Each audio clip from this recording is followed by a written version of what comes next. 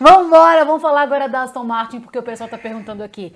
Quem é melhor, Drogovic ou Stroll? Como é que a gente vai comparar isso? Gente, antes de qualquer coisa, vamos ver essa imagem que tá aqui na tela, a gente vai conversando em cima.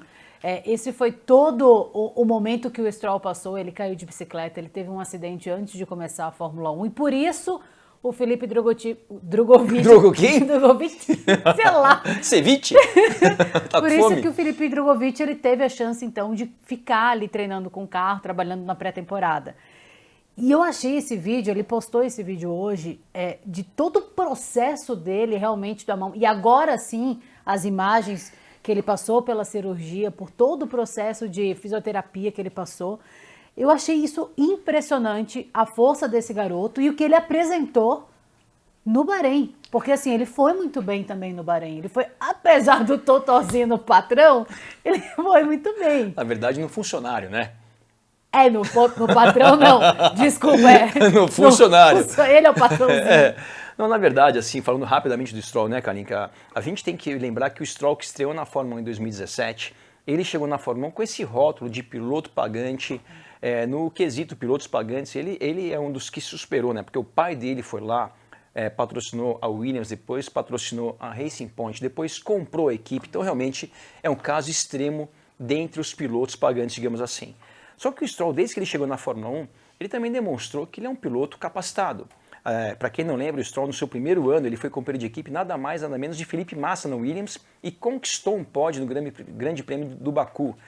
Depois ele andou com o Sérgio Pérez, andou nos últimos 2 anos com o Sebastian Vettel, a gente até falou ao longo do ano passado. Em termos de velocidade, ele e o Vettel não foram tão diferentes nos 2 anos que eles foram companheiros de equipe. Está andando com o Alonso, nesse final de semana, com tudo que a gente viu, essas imagens do Stroll que machucou os 2 punhos, quebrou um dedão de um dos pés, não sei se foi o direito ou esquerdo, não fez os testes pré-temporada, ficou alguns dias hospitalizado. Ele classificou ali entre os 10 primeiros e chegou a mais ou menos 16 segundos do Alonso, que não é uma diferença tão grande para uma corrida que demora mais ou menos 1h30. Então, realmente, o Stroll é um cara que, acho que, por mais que nós estivéssemos torcendo demais para a recuperação dele, só que na segunda-feira, depois da prova, não na sexta-feira, não é tão rápido, a gente vê nosso querido Felipe Drogovic, que fez um trabalho espetacular nos testes pré-temporada, mas a gente não pode deixar de enaltecer o que o Stroll fez esse final de semana, porque a primeira corrida do ano ela é sempre a mais difícil na parte física, porque os pilotos não correram desde o ano passado. Aí ele vai lá e se machuca. Um atleta, né, de alto rendimento fica lá uma semana no hospital, deitado, sem poder fazer uma atividade física, sem poder se preparar, é muito complicado. E o Stroll foi lá com tudo isso, com dores que com certeza ele sentiu, né? Falaram que ele teve que tomar vários medicamentos para suportar a dor, e foi lá, fez o trabalho dele muito bem feito. Então a gente tem que aplaudir também aqui também. E Strollzinho, que mereceu esse final de semana, fez um belíssimo trabalho. Eu achei muito legal todo esse vídeo que ele postou, achei interessante a gente trazer aqui. E é difícil, assim, a gente está falando, vocês estão querendo comparar Stroll com o Drogovic, mas são momentos completamente diferentes. A gente não viu o Drogovic disputando, nem nada disso. Obviamente, ele é o piloto titular, e assim como a gente falou na semana passada, é o piloto que assim que ele tivesse recuperado, ele ia voltar, ia sentar no carro dele, que todos são... o dele é o dele, o do Alonso também é dele, tudo é dele, porque ele é o dono do negócio, entendeu? Ou ele é filho do dono, então ele é quase o dono. Doninho.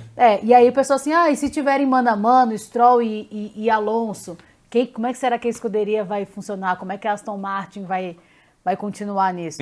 Vamos ver daí pra frente. O que importa é que vamos falar agora da Aston Martin. Ih, rapaz, Aston Martin e Mercedes. Pois é, né, seu Kalinko? A gente vai falar uma coisa agora que é fato, né? A gente só fala fatos aqui, a gente não inventa nada. E o fato é o seguinte, a Aston Martin, que estava avoando nesse final de semana, a gente tem aqui essa imagem da parte de trás, tanto do carro da Mercedes como da Aston Martin. Por que a gente separou essa imagem para vocês? Pessoal, a traseira do carro da Aston Martin, ela veio praticamente inteira da fábrica da Mercedes, ou seja, a Aston Martin utiliza os motores Mercedes. O câmbio, que é o câmbio, toda a suspensão dos carros de Fórmula 1 são montadas no próprio câmbio, também é da Mercedes. A suspensão traseira também é da Mercedes. O túnel de vento que a Aston Martin usa também é da Mercedes. E a Aston Martin, que é cliente da Mercedes, foi lá e superou a Mercedes de longe nesse final de Deixa semana. eu ligar aqui pro Pérez rapidinho, só para dar uma avisada. Oi, 3 Red Bull. Não, amigo, 3 Red Bull não, viu? Mercedes está no pódio aí também, não. Então, realmente, isso demonstra que Aston Martin está muito bem e tem uma grande, um ponto muito importante em relação a Aston Martin. A Aston Martin, dentre as equipes que chegaram ali na frente, é a única que mudou completamente o conceito do seu carro. A gente falou no primeiro programa desse ano, né? A Mercedes desse ano foi uma evolução do ano passado. A mesma coisa se aplica para a Ferrari e para a Red Bull. A Aston Martin não, um carro completamente novo. E por que isso é muito importante? Um carro, quando é completamente novo, normalmente ele ainda tem muito a evoluir. Enquanto os carros que são evolução, eles mudam muito pouco. A gente viu aqui, agora há pouco, o gráfico da Red Bull, por exemplo, que mudou muito pouco do ano passado para esse ano. E a gente tem um gráfico aqui para vocês que demonstra o quanto a Aston Martin já é eficiente. E esse gráfico aqui, que já veio até riscado de casa, não preciso nem pegar minha caneta aqui. Tá tranquilo para você. Já aqui. Aqui é o circuito do Bahrein, onde está azulzinho. Isso aqui é azul ou é roxo, parceira? Que eu sou meio daltônico. É azul, é azul.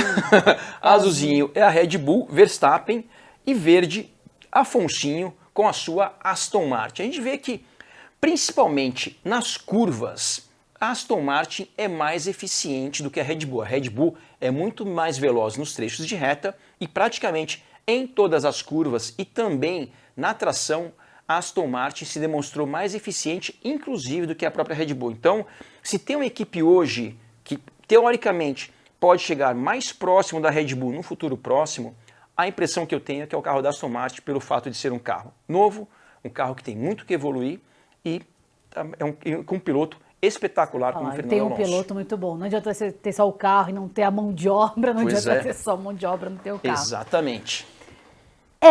E aí a gente viu essa briga na pista, né? E Mercedes e Aston Martin, a gente falou até aqui no começo do programa, realmente foi uma disputa muito bacana de assistir e de trazer isso tudo da Fórmula 1, né? De voltar a ter esse estímulo, porque assim, de fato, ver o Max Verstappen desde o início dominando, obviamente que para quem torce para o Max Verstappen é ótimo, mas a corrida acaba ficando um pouquinho morna, vai. É verdade, né? E eu acho que além disso, né, parceiro, uma coisa que aconteceu esse final de semana, que a gente falou bastante do Alonso, a gente falou do Hamilton também, acho que desde 2000 e sei lá, talvez 2007, quando eles foram companheiros de equipe da McLaren, a gente não viu uma disputa entre esses dois pilotos, uma disputa realmente acirrada, né? Os dois com equipamentos mais ou menos parecidos, e é o que a gente teve esse final de semana, isso sem contar a disputa, que foi muito legal essa disputa totalmente espanhola, entre Carlos Sainz e o seu ídolo, Fernando Alonso. Carlos Sainz, ele fala que ele começou a gostar de Fórmula 1 por causa do Fernando Alonso e os dois nesse final de semana disputando ali a terceira colocação, né? O Alonso acabou tirando o Sainz do pódio nesse final de semana. E eu torcendo tanto para esse Sainz ficar para pontuar um negocinho, gente. Mas realmente muito legal essas imagens, isso demonstra que a Aston Martin está avoando e Alonso está em plena forma.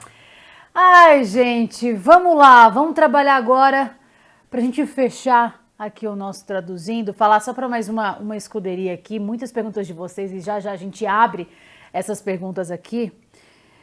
Mas McLaren, o que aconteceu com a McLaren, Max Wilson? A gente teve um iniciante, né, um estreante na McLaren, que é o Piastri. Ele teve um problema no carro, foi para o box e aí resolveram trocar inclusive o volante para ver se o problema vinha dali, as luzes estavam acendendo. Ele levou 46 segundos para fazer essa troca, teve que desligar para ligar de novo, aí pensaram, quer saber? Deixa para outro dia. Tá, fica aqui, menino, dá uma descansada. Coitado do Piastri, a gente não consegue nem avaliar como foi a desenvoltura dele. E fora que Lando Norris também sofreu lá atrás, né? Não conseguiu desenvolver quase nada. A McLaren até o momento vem sendo a grande decepção dessa temporada, né? A McLaren que tem um piloto excepcional, eu acho que é um piloto muito bom, que é o Lando Norris, e tem uma promessa que é o Piastri, né? A gente vai falar daqui a pouco sobre os estreantes desse final de semana. A primeira corrida de um estreante a gente não pode falar muita coisa, mas realmente o desempenho da McLaren foi muito ruim, tiveram testes, problema nos testes pré-temporada, não teve nenhum momento ao longo do final de semana que ela foi competitiva e na corrida não foi diferente disso. Então realmente a gente fala, né, uma das melhores e mais tradicionais equipes da Fórmula 1, mas assim como outras, né, como é o caso da Williams, por exemplo, ainda tendo um pouco de dificuldade de ali configurar entre as primeiras colocações. nossa, vocês são rancorosos. O Piastri, ele é um traidor. Ele vai se dar mal nessa temporada. Calma, gente, calma. Dá uma respirada aí desse lado.